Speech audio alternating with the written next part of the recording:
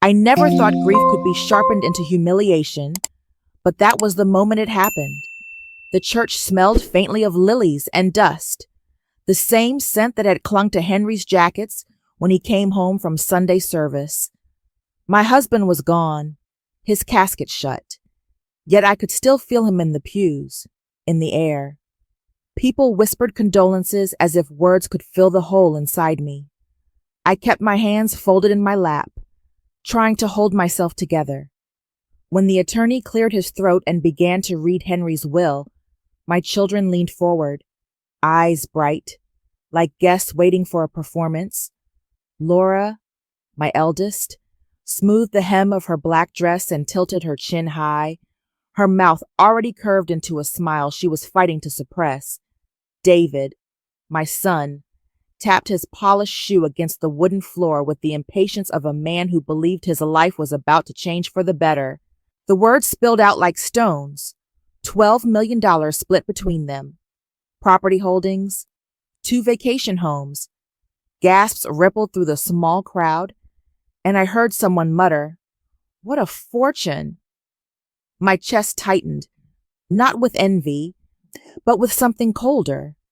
Fear of what this money might do to them, of what it already revealed. Then came my turn. I braced myself, certain Henry had left me something that would feel like his hand reaching out from beyond. The attorney paused, adjusted his glasses, and in a voice almost embarrassed, said, "To his wife, Margaret. He leaves this letter." Silence struck the room. A few people coughed. Laura let out a soft laugh, sharp as glass, and David's eyebrows arched in triumph. They didn't bother to hide their smirks. All I had after decades of marriage was a sealed envelope. I held it carefully, as if it were made of fire.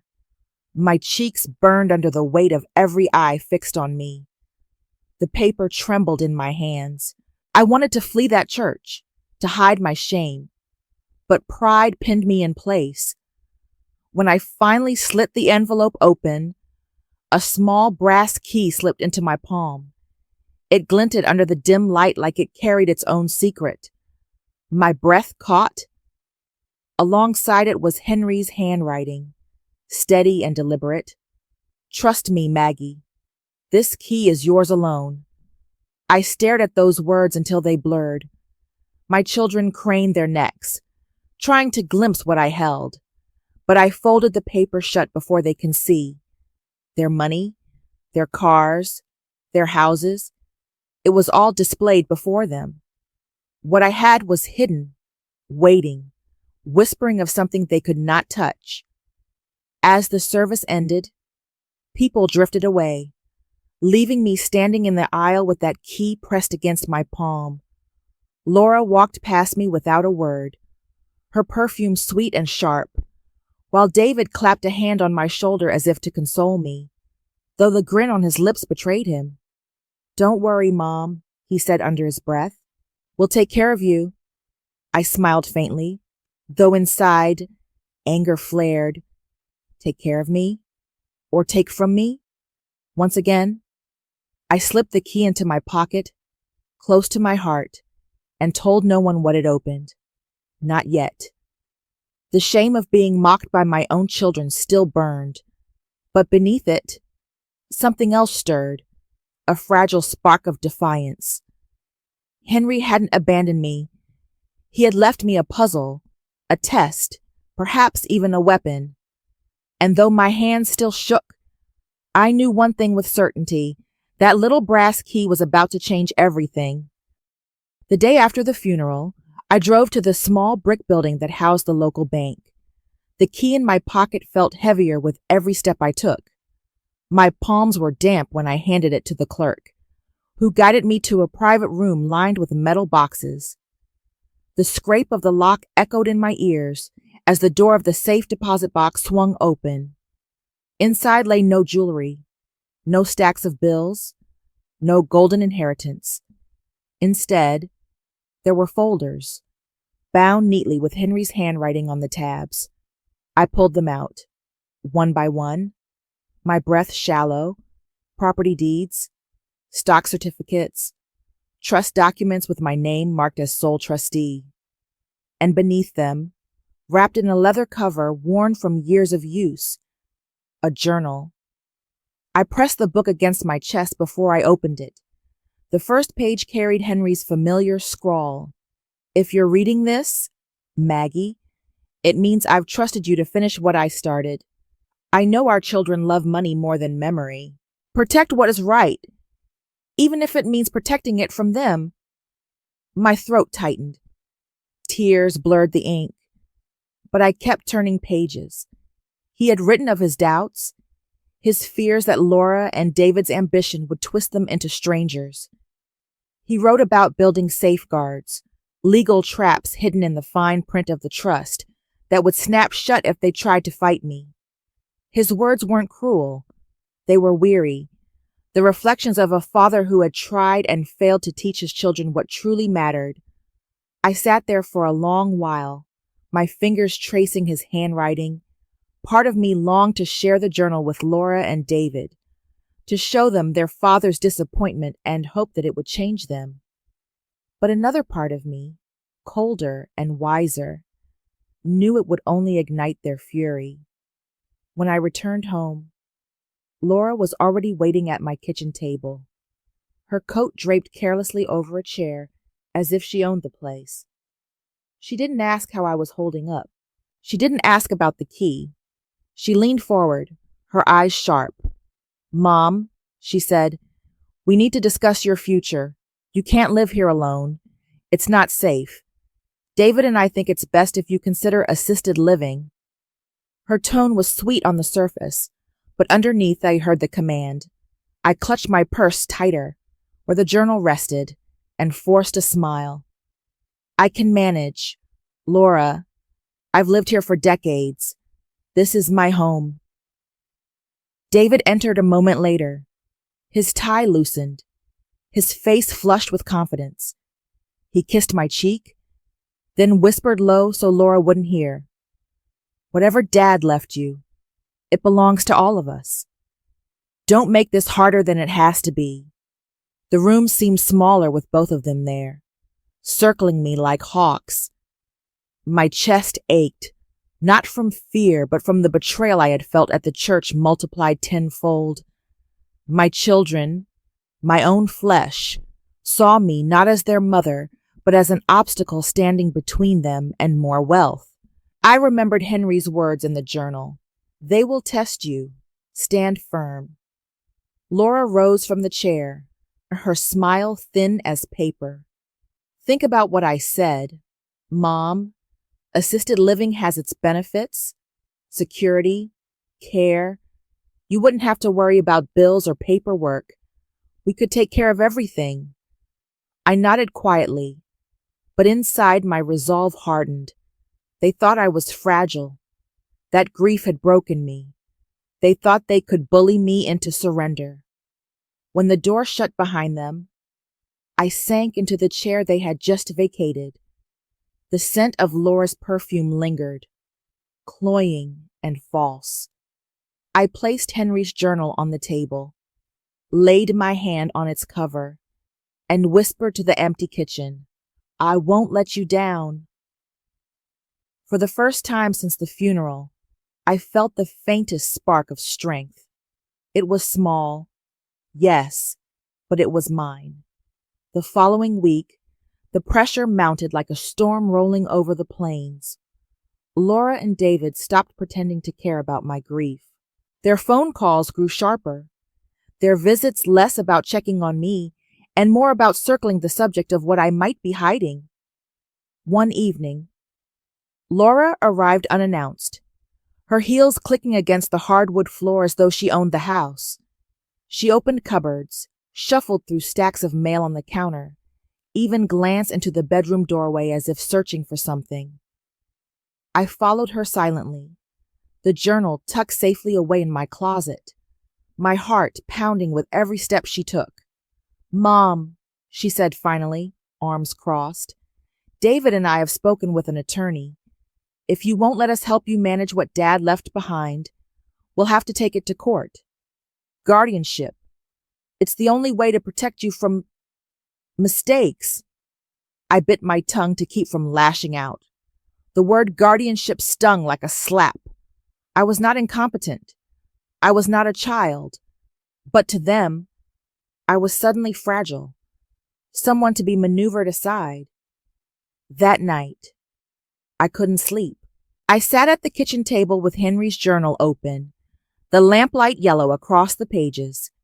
His words steadied me. If they push, seek Harlan. He knows the structure of the trust. So I did.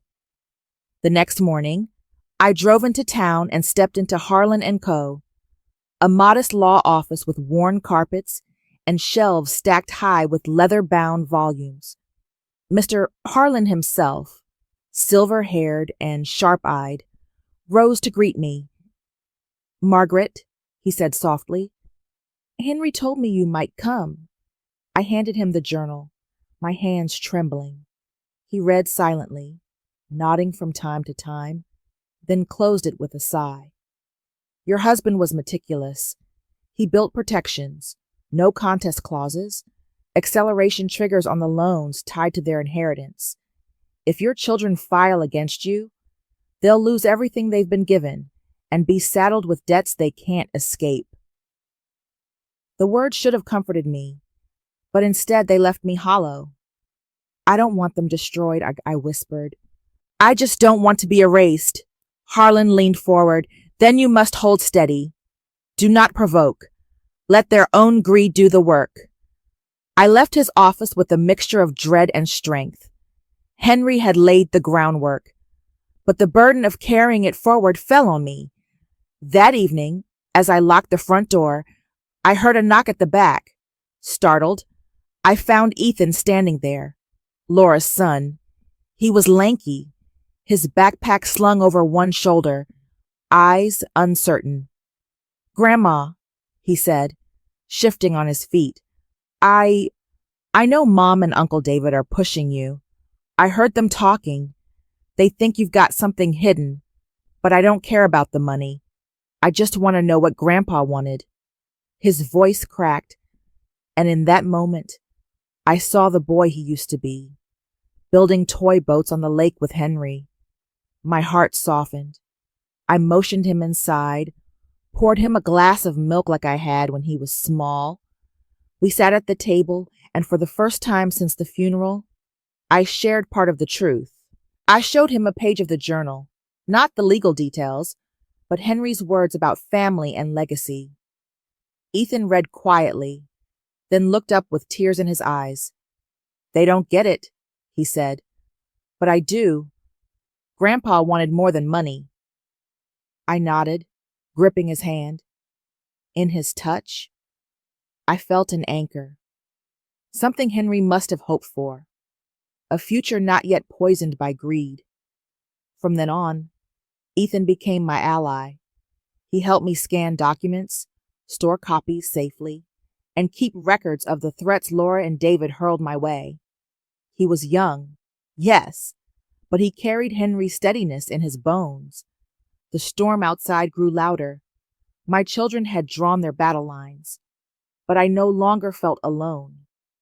For the first time, I believed I might withstand what was coming, not because of the money, not even because of Henry's careful planning, but because I still had someone worth fighting for. The courthouse smelled faintly of coffee and old wood polish, the kind of place where justice felt both heavy and fragile. I sat at the long oak table, my hands folded in front of me, Ethan on the bench behind me like a quiet sentinel. Laura and David sat opposite, their attorney crisp in a gray suit, their faces a mixture of confidence and contempt. When the judge entered, the gavel struck once, and the air seemed to thin. My children's lawyer rose, his voice smooth. "Your Honor, we are here to petition for guardianship. Our mother is grieving, confused, and incapable of managing the complex estate our late father left behind. We ask the court to transfer authority to her children for her protection." I kept my eyes low, though my chest burned. Protection. That word again. I wanted to scream that I did not need protecting, but I remembered Harlan's advice. Let their greed speak for itself. When it was our turn, Harlan stood, calm as stone. Your Honor, my client is not incompetent. In fact, she is the trustee of an estate carefully constructed by her late husband. We have evidence that the petitioners are acting in bad faith, attempting to coerce and intimidate her for financial gain. He pressed a button, and the court clerk played an audio file. My stomach clenched as Laura's voice filled the room. If you don't hand it over, Mom, we'll make sure you end up in a home where nobody listens to you. Then David's lower growl followed. Sign the papers, or this will get ugly. The sound echoed like a wound reopened. Gasps rose from the gallery. I dared to glance at my children. Their faces had drained of color. But Harlan wasn't finished. He placed a thick folder on the table. Furthermore, Your Honor, the trust contains a no contest clause. Any beneficiary who challenges its terms forfeits their inheritance. In addition, the assets allocated to the petitioners are entangled with accelerated loan agreements and deferred tax obligations. By filing this petition, they have triggered those provisions. The judge adjusted her glasses, flipping through the documents. Silence stretched, heavy and unbearable, before she spoke. So, if I understand correctly, the petitioner's attempt to seize guardianship has voided their inheritance and activated substantial debts tied to those assets? Yes, Your Honor, Harlan replied evenly. The gavel struck again. Then the court finds the petitioners acted in coercion and bad faith. Their claims are denied. The respondent remains trustee. The forfeiture clause is enforced, Laura gasped, clutching her chest, while David slammed a fist on the table. This isn't fair, he shouted, his voice cracking. No longer the polished attorney, but a boy denied his toy. The judge's glare silenced him. What is unfair, she said firmly, is attempting to rob your own mother of her dignity. Court is adjourned. The sound of the gavel closing the session thundered through me like a final heartbeat. I sat frozen as the weight of it settled in. Henry's design had held. Their greed had undone them, not me. When I finally rose, my knees trembled, but Ethan's steady hand on my arm anchored me. Laura and David brushed past us without a word, their faces twisted with rage and humiliation. For years, I had been the quiet one in the family, the one taken for granted. And now, in the eyes of the law, and in the truth of my own heart, I had stood firm. Outside, the autumn air was sharp, carrying the smell of burning leaves. I drew in a deep breath, the first that felt entirely my own since the funeral. Ethan squeezed my hand. Grandma, he said softly. Grandpa would be proud. For the first time in weeks, I believed it. The weeks after the hearing passed in a blur. Word spread quickly in our small town, and whispers followed my children wherever they went. Former friends turned cold. Business partners backed away. The inheritance they had flaunted was gone, and in its place stood debts that clawed at their every paycheck. At the grocery store, I overheard women at the bakery counter murmuring about them. How pride had undone the Bennett children. I walked past without a word. Though my chest ached with every syllable, I did not rejoice in their suffering, though a part of me felt the grim satisfaction of justice. Mostly, I mourned not for the money, but for the children I once knew, who had become strangers long before the courtroom stripped away their masks. Ethan moved in with me for a while, his presence filling the silence that had settled over the house. He mowed the lawn, carried groceries, and sometimes just sat with me on the porch as the sun dipped behind the trees. We didn't always talk about what had happened, Often we didn't need to. His quiet loyalty was enough. One evening, as I stirred a pot of stew, there was a knock at the door. When I opened it, Laura stood there, thinner than I remembered, her eyes hollow. She held no suitcase, only a single worn purse. "Mom," she whispered, her voice frayed, "I don't have anywhere else to go."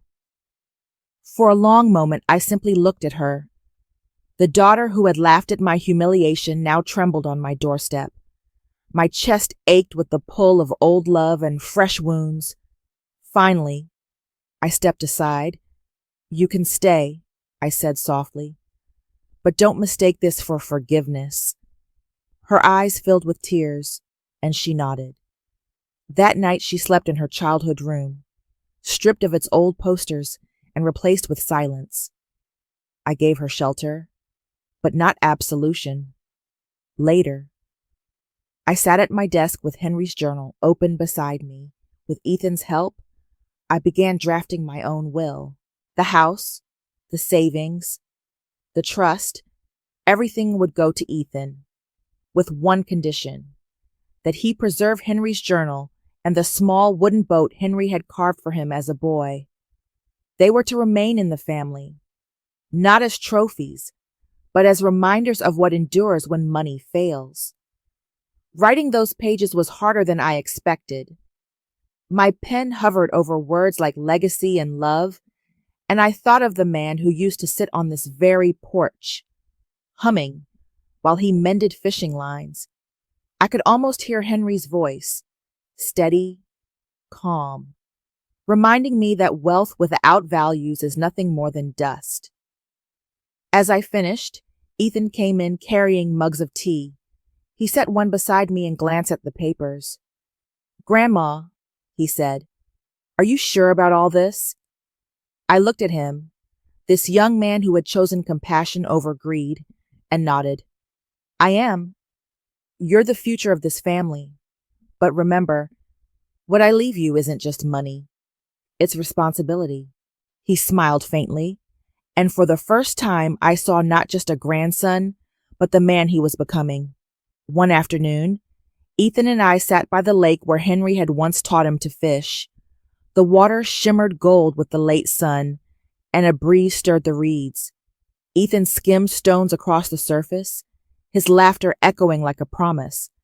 I rested my hand on Henry's journal in my lap and whispered to the wind, "We did it, love. We kept the heart of this family alive." And as the ripples spread across the lake, I knew that while money could vanish and bonds could fray, the true inheritance was already secure, etched into the choices we make, the values we defend, and the love we leave behind. In the weeks that followed, the church congregation began to treat me differently. Some looked at me with pity, others with admiration. At the Sunday potluck, Mrs. Howard from down the street leaned close and whispered, "You were stronger than any of us expected." I smiled politely, though inside I wondered if strength was just another word for surviving alone. One morning I stopped at the diner on Main Street. The waitress, who had known Henry for years, poured my coffee and said, "He'd be proud you stood your ground." Her words lingered with me all day, sweeter than the pie she slid across the counter. Back home, Laura tried to help around the house, folding laundry, cooking a meal or two, but every gesture carried an awkward silence. I watched her from across the kitchen and felt the tug of motherhood, fierce and aching. Forgiveness was not there, but mercy lived quietly in the corner of my heart. That night, I dreamed of Henry. He was on the porch swing, whittling wood, the scent of cedar in the air. He looked up at me and smiled, not with triumph, but with peace. And when I woke, I carried that peace with me, knowing the battle was over. Thank you for watching. If you enjoy these family drama and revenge stories, please subscribe and join me for more every day.